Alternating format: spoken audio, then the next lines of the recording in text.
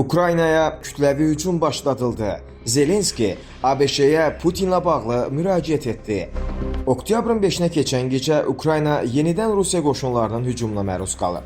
Report xəbər verir ki, bu barədə Ukrayna prezidenti Volodymyr Zelenski bildirib.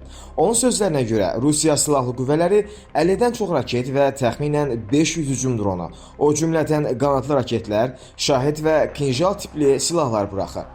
Hücumlar Lvov, Ivano-Frankivsk, Zaporojye, Çernigov, Sumi, Xarkov, Xerson, Odessa və Kirovoqrad vilayətlərini əhatə edib.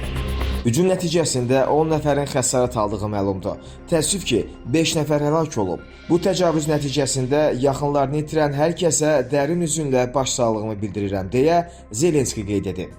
O bildirib ki, zərbələrə məruz qalan yerlərdə xilas etmə və bərpa işləri davam edir. Zelenski həmçinin vurğulayıb ki, hava məkanında bir tərəfli atəşkəs mümkündür və məhz bu həqiqi diplomatiyaya yol aça bilər. ABŞ və Avropa Rusiya prezidenti Vladimir Putini dayandırmağa məcbur etmək üçün tədbir görməlidir, deyə Ukrayna lideri əlavə edib.